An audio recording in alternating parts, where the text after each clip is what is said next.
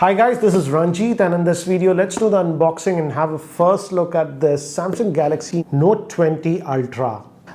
We have the 5G variant that is being sold officially in India, and this is actually very expensive. There's only one variant that's going to be sold in India, and this cost 1,05,000, and this comes with 12 gigabytes of RAM and 256 GB of storage. And guys, in India the variant that will be sold will come with the Exynos 990 SoC. This is the same one that we got with the Galaxy S20 series. I wished it was Snapdragon, but that's what we have. And let's just open it up. I'll give the link of Amazon in the description, Amazon or Flipkart, whatever I find. But I've heard that there might be also some cashback schemes for specific credit card, so again look out for that. Anyways, here is the box. I'll just keep, and so here we get this SIM ejector tool, but no case. Why? Where did the case go? No case. That's surprising. Only the quick start guide and the regional lock warranty card. So here is the device itself, and this is the new color, that copper kind of a color. Actually it looks nice, to be frank. Yeah, this looks nice, but that huge camera hump, as you notice, this has that triple camera with the 108 megapixel huge bump that we have, and of course the S Pen, and this has a 6.9 inch screen. We'll just put this handset to the side. Let's see what else do we get. Seriously, no case. Yeah. Anyways, so you get the fast charger, guys. This is actually that 25 watt fast charging, USB type C, and here we'll have some extra tips, I'm assuming, for the S Pen. Generally that's what it is.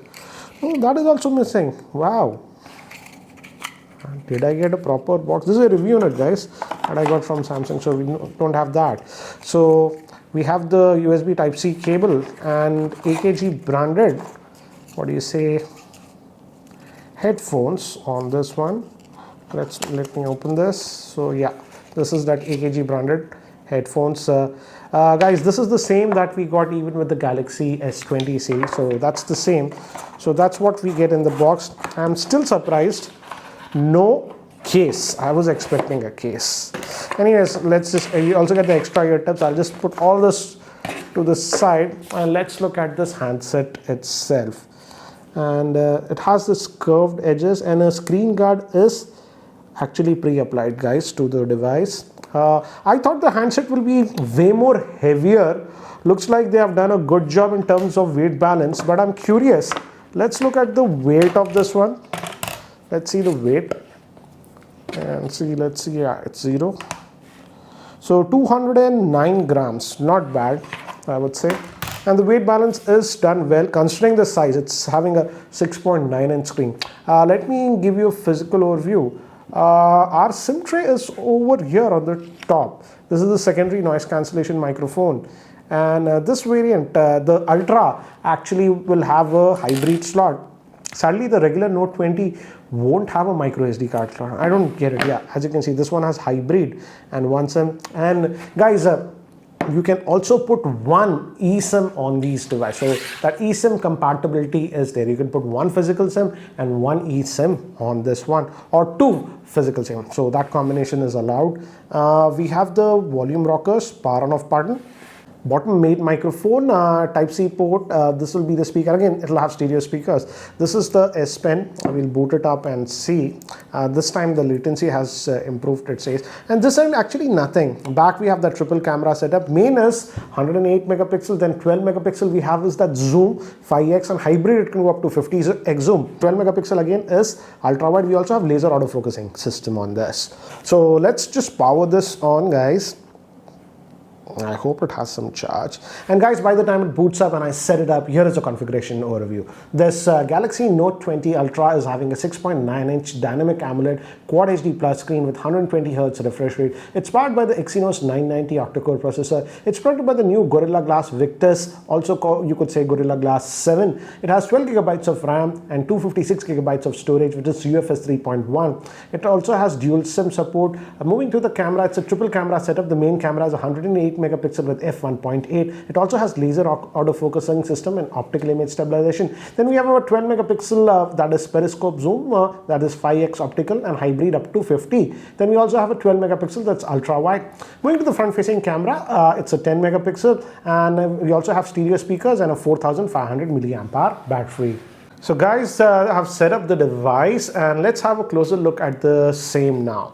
And as you can see, I have installed some apps also, but I took a screenshot. Let me show you out of the box. You get about 218 gigabytes of space that is free available to you. And I took some samples also. I'll show you that. And again, it's a big device. So again, it's sort of a two-handed device, guys. I won't argue about that. So you have all the toggles over here. So you have everything you can expect. And the S Pen for some reason always used to be on the right side, but on this one, it's on the left side. I couldn't find the reason why. If you guys know, do let me know. So again, we have the regular S Pen features and some new gestures were also there. I'll show you. Air commands, what we call. So this is the S Pen. And one thing is that latency is supposed to be reduced. Earlier, if I recall, it was 42, 43 ms. Now it's supposed to be actually 9 ms. So you don't have any delay. So that's good for if you use S Pen a lot. So that's regarding the S Pen. Again, the functionality of the S Pen is like other Note devices. One thing I found is that, let me just open the gallery, all cameras, photos, I'll show you. You can press this button like this and move around with the S Pen like this, so you don't have to do it. And there is also one new command like this, and like this, if you do while pressing, it goes back. Let's try it like this, like this. Yes, as you can see. So they have added some new gestures to the S Pen, but again, the regular S Pen functionality, what you expect, is still there on this device. And again, this is also Bluetooth enabled, and you have this clicky button. No functionality, but yeah, that is there. And you don't have to worry. This actually, when you put it back in the silo like this, it actually charges. One improvement that I have noticed on this Note 20 Ultra is, I feel the ultrasonic fingerprint scanner has become very responsive on this one. As you can see, they have really improved it. Always on, I didn't enable it, it's there, but the ultrasonic fingerprint scanner is very, very responsive. I'll just cut this. So again, by default, the icons will be very big. I just minimized it, guys. And yes, not a lot of other bloatware. Netflix, Facebook were pre-installed, and some Samsung specific apps were there for like this, what do you say, Samsung My Gallery, Samsung Shop, etc. These are the new apps that I have personally installed. Twitter, WhatsApp, SMS Organizer, Speed Test, and AirDrive. I was just testing out some stuff.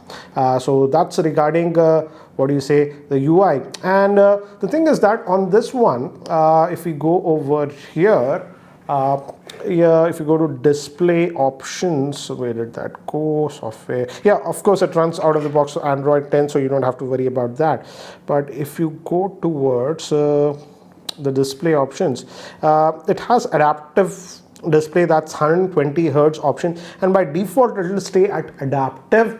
You can go to standard. If you want to go to the quad HD, you have to go to standard, because quad HD will not work with 120 hertz. So that is something that I have noticed. And again, by default it's on the vivid, so if you want the natural colors, you can go, but I like the slight punchy colors what it is sort of producing. And within the UI, it is very smooth. On the left, if you go, we have this Samsung's own pane. I wish it was Google pane, but that's what we get. And been using it from yesterday onwards, and in general UI, I did not notice any lagginess on this smartphone.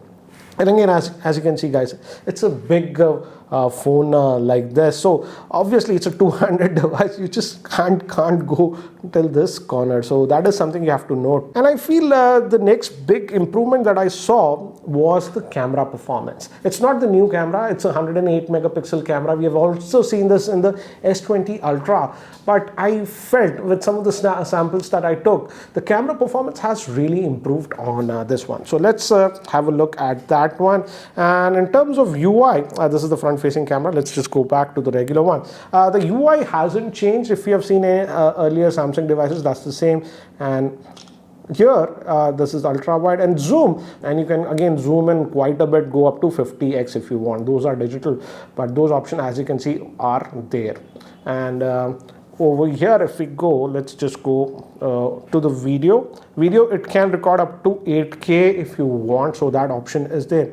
Live focus is there, and again, by default when you get it, you won't find live focus here. All the different other pro modes are put in over here. So let me do one thing. Let me actually show you some of the samples I've taken with this one, so that you have a better idea regarding the camera. So these are the samples taken in outdoor condition, and as expected, outdoor shots came out actually really good, and focusing was also very easy. This is wide angle, this is the regular shot, and this was 5x zoom. Again, wide angle, this is that regular shot, this is 5x zoom, this is 10x zoom, and this is 20x zoom. This is almost about 3.5 kilometers from the place we took the shot. Now moving to human subjects, again, as you can see, the skin tones were produced very well, and we also have the zoom in the portrait mode. These were taken in artificial lighting, and here also, as you can see, the pictures came out good in indoor artificial lighting. These were taken with the front facing camera, though it's just a 10 megapixel front facing camera. As you can see, the front facing camera performance is also good, which was surprising. So guys, that's it for now for the unboxing and first look at the Samsung Galaxy Note 20 Ultra. Quite a big name, I would say. And certainly, I would say one thing that stood out was the camera performance. Certainly, the camera has improved. And again, guys, this is not the final software. So hopefully, we will get more updates. So looks like camera is the thing that really stands out. And of course, you have that S Pen. But there is no way denying that this is a very expensive Android smartphone. But anyways, guys, what do you guys feel about this Samsung Note 20 Ultra? Do let me know in the comment section below. That's it for now. Thanks for watching.